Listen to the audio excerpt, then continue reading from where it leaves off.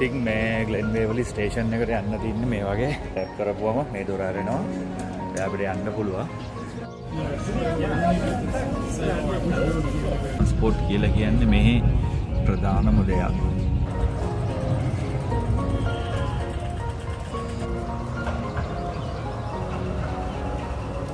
සුපිරියට දෙනවා වගේ මම අපි ටේස්ට් කරලා කොහොමද මේකේ flavour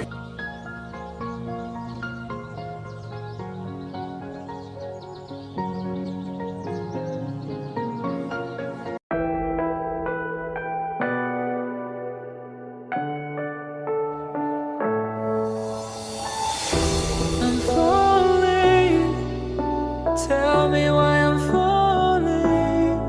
Oh, life's calling, but it's hard because I'm falling.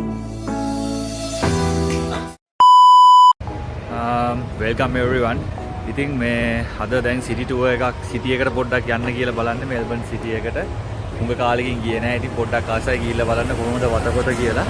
ඉතින් මම ආද යන්නේ ග්ලෙන්වේවලි ස්ටේෂන් එකෙන් ट्रेन එක අරන් තමයි ट्रेन එකේ තමයි යන්නේ. ඉතින් මම පෙන්නන්න තව 7 minutes වලින් යනවා සිටි එකට. ඉතින් අපි ඉස්සනම් ෆ්ලින්ඩර් ස්ට්‍රීට් වලට යනවා. මේ ෆ්ලින්ඩර් ස්ට්‍රීට් වලට ගිහිල්ලා එතනින් පයින් ඇවිදන් යන්න ඕනේ. ඉතින් ෆ්ලින්ඩර් ස්ට්‍රීට් ඉතින් ඔන්න හරියටම කිව්වා වගේම වෙලාවට ආවා.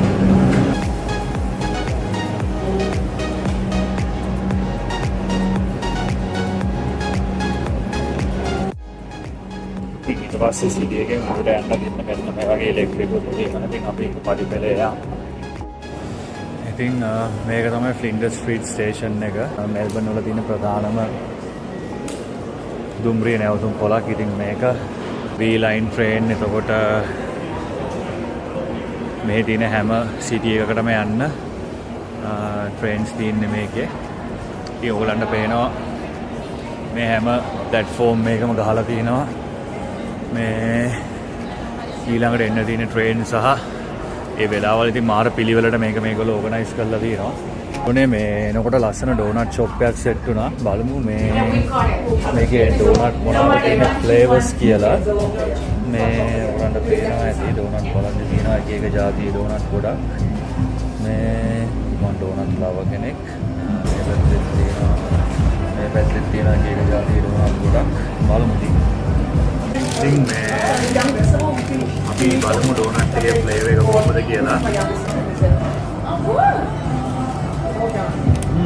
මම බෑනර් මාක් චොක්ලට් කියන්නේ. ඒකේ අරුනේ නිව්ටනක් තියෙනවා ඒතකොට.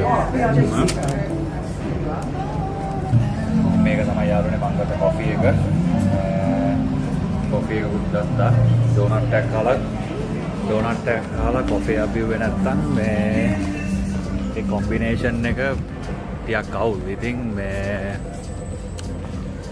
මම ඩෝනට් එකකුත් කාලා දැන් කොෆි එකකුත් බිබී. ඉතින් යනවා පොඩි රවුමක් ගහන්න සිටි එකේ. එහෙනම් ඉතින් stay tuned. ඔය යාළුවනේ දැන් අපි ඇතුල් වෙන්නේ මෙල්බන් වල මේ තියෙන මේක ඇවිල්ලා මේ කෑමම කඩ තියෙන ස්ට්‍රීට් එකක්. ඉතින් බලමු මොකක් හරි සෙට් වෙන කඩයක් තිබ්බොත් මේ මොන හරි කාලා යම් මොකද බඩගින්නක් තියෙනවා. මේක මේ අද ටිකක් බිසි අඩුයි. මොකද දැන් මේ වෙලාවත් එක්ක ඔෆිස් ටයිම් එකයි ස්කූල් ටයිම් එකයි පව් වෙලා තියෙන හින්දා. හැබැයි ඔෆිස් ටයිම් එකයි ස්කූල් ටයිම් එකයි පටන් ගත්තම මේ කඩ මාර විදියට බිසි වෙනවා. ඉතින් මේ අපි බලමු මොනවාද මේ තියෙන්නේ කියලා.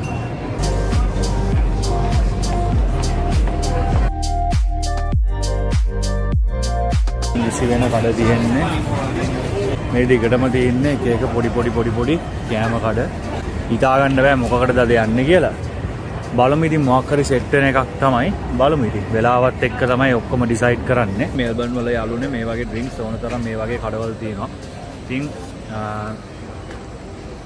මේ රහයි ඩ්‍රින්ක් එක දැන් මේ මගේ ෂොප් එකේ. දැන් මම ඩ්‍රින්ක් එක අරගෙන මම යනවා ඉස්සරහට. දැන් යන්න වෙලාව ඇවිල්ලා තියෙන්නේ මේ දැන් අපි ෆ්ලින්ඩර් ස්ට්‍රීට් වලට ගිහිල්ලා ආයේ ග්ලෙන්වේවලි වලට ට්‍රේන් එක ගන්න ඕනේ. එහෙනම් අපි ගිහිල්ලා බලමු කොහොමද එතන වැඩ ටික වෙන්නේ කියලා. යාළුවනේ මේ අපි දැන් ඉන්නේ ටනල් එකක් ඇතුලේ. මේ ටනල් එක යාළුවනේ ස්ටේෂන් 6ක් විතර ලින්ක් වෙන තැනක්. ඕස්ට්‍රේලියාව මුල්ම කාලේ මේකේ නිතරම යනවා. ඉතින් මොකද යුනිවර්සිටි එක තිබ්බේ සිටි එකේමයි. ඉතින් උදේට සාමාන්‍යයෙන් ඉස්සරම දැන් නම් තියෙනවද දන්නේ. ඉස්සර මේකේ early bird කියලා තියෙනවා. ඉතින් අපේ දවස්වල Melbourne Central. ඉතින් ඕස්ට්‍රේලියාව මුල්ම දවස්වල උදේ 7ට කලින් එනවා සිටි එකට. මොකද උදේ 4ට කලින් සිටි එකට ආවොත් මේ $4ක් ඉතුරුයි. ඒතකොට ඒ රයිඩ් එකට සල්ලි දෙන්නේ නැහැ. ඉතින් ඕස්ට්‍රේලියාව මුල්ම කාලේ උදේ පාන්දර නැගිටලා එනවා. ඇවිල්ලා යුනිවර්සිටි එකකින් නිින්දක් දාලා තමයි ලෙක්චර්ස් වලට යන්නේ. ඉතින් දැන් මෙතනින් යනකොට ඉතින් ඒ මතක ඔක්කොම මතක් වෙනවා.